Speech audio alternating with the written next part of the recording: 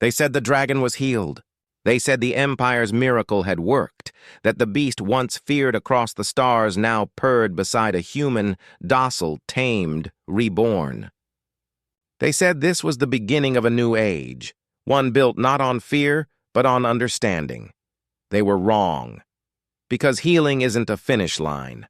Healing is the battlefield after the war, quiet but littered with ghosts, and lately the ghosts had begun to whisper again.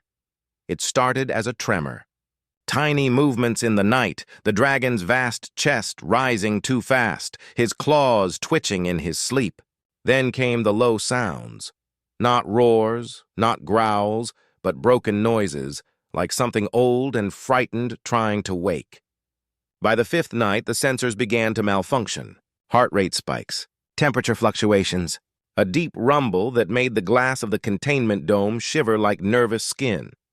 Ashenclaw, the void drake, who had once nearly torn the Imperial reserves apart, was dreaming again. And in those dreams, something burned. The medics called it residual trauma. The alien biologists called it neural fire feedback. Marcus called it what it really was. Memory. He's remembering. He told the Emperor's council one morning, their silver robes gleaming beneath the sterile light. You think he's healed because his body looks calm, but his mind still wakes up in the flames that killed his kin. The head scientist, a tall, green-skinned being named Relan, folded his forearms. You speak as if the creature grieves. It does, Marcus said simply. It always did. You just never listened long enough to hear it. The room fell silent. They didn't argue, not because they agreed, but because they didn't know how to. A week later, Emperor Valorous III summoned Marcus to the palace.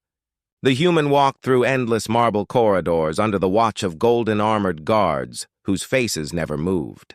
The Emperor was waiting by the great window of his audience chamber, staring out at the white clouds of the capital world. Marcus Webb, he said softly, his voice tired, but still regal. The council is restless. They want proof the dragon is stable before the next exhibition. Marcus frowned. An exhibition? He's still recovering. The people want hope, the Emperor said. The Empire needs something to believe in. Marcus met his eyes. Then let them believe that healing takes time. That piece isn't a performance. Valoris's blue gaze softened. You sound like my son, he murmured. He used to say compassion is the slowest kind of courage. Perhaps you are right. Still, he looked away. There are forces in this empire that don't want the dragon to live. If he fails again, they will use it against both of us. Marcus nodded slowly. Then I'll make sure he doesn't fail. Marcus began spending nights in the containment dome again. He brought a simple folding chair and a thermos of tea. He never wore armor. He never carried weapons. He simply sat, just as he had that first day, and listened to the rhythm of Ashenclaw's breath. At first, it worked. The dragon slept more deeply when Marcus was there.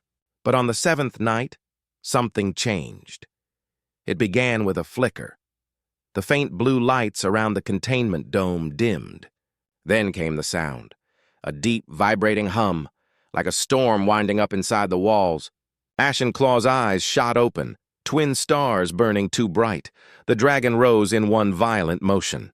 The floor cracked beneath his claws. Monitors exploded in showers of sparks. The technicians screamed and scrambled behind the blast shields. Marcus stood up, heart pounding. Ashenclaw! Look at me! The dragon's chest heaved.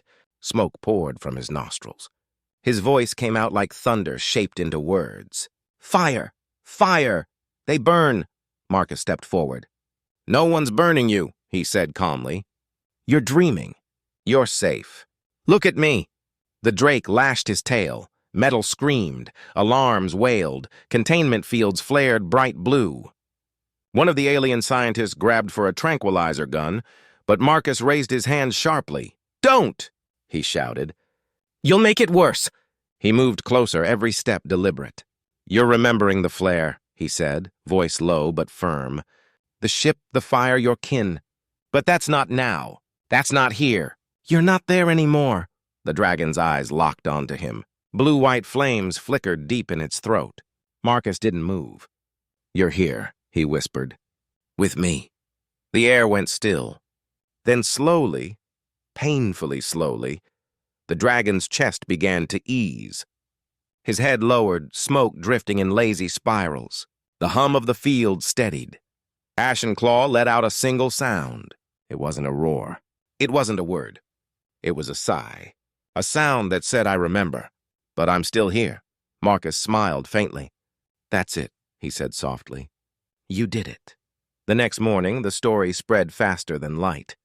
"The Dragon Speaks," blared the headlines. "Void Drake shows sentience." Some called it a miracle. Others called it heresy. In the lower sectors, children drew pictures of the dragon beside the human who tamed him. In the upper courts, nobles whispered that it was dangerous, that a beast that could think could also rebel. The emperor tried to keep control, but politics moved faster than reason. The High Council called an emergency meeting. A hologram of the old noble Lord Kor flickered into the chamber. He had once been loyal to the traitor Zerat. "Your Majesty," he said, voice smooth and venomous, "this creature has spoken. It is no longer an animal. It is a threat. What happens when it speaks of vengeance?" The Emperor's voice went cold. "It spoke because it learned peace." Kor's eyes glinted. "Peace is fragile, sire. One spark of pain, and the fire returns." Marcus, standing beside the Emperor, stepped forward. "Then we don't fear the fire," he said. "We teach it to light the dark instead of burning it." The room fell silent. But Kor only smiled.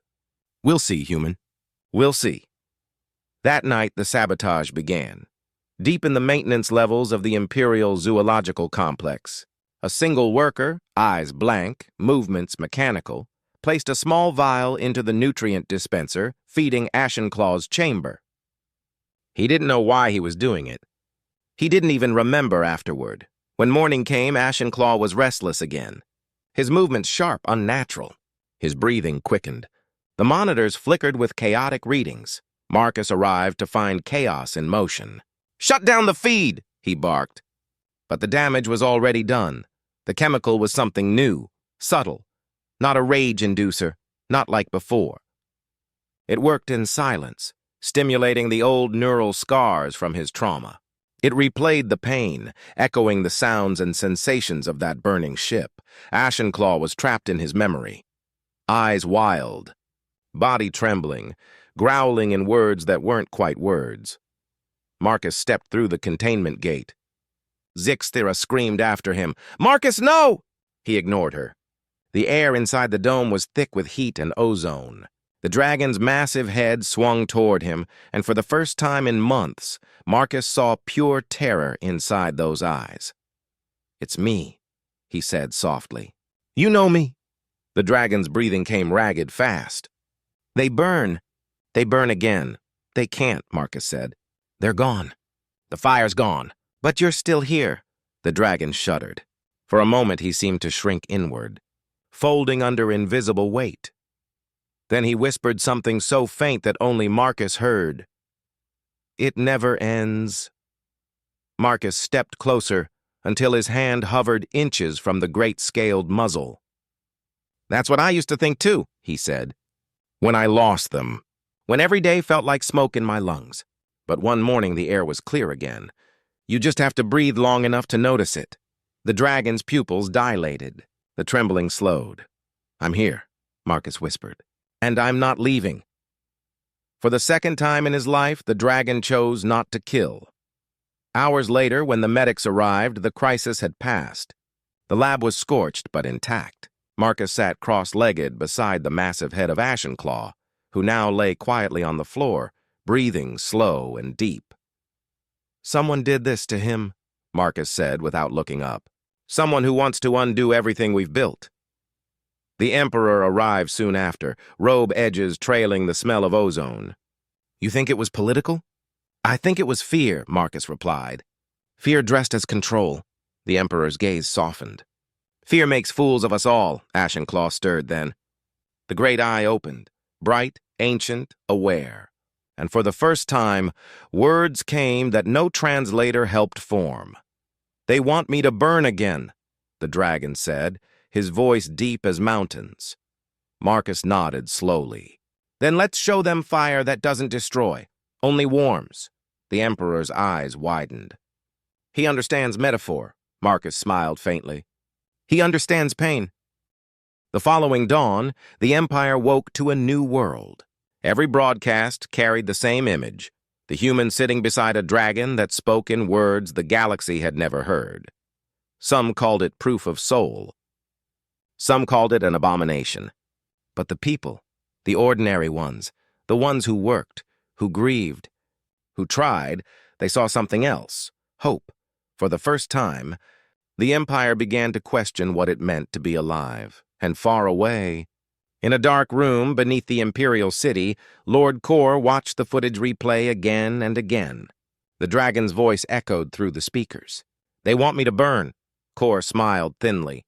Then perhaps, he whispered, it's time we give him a reason.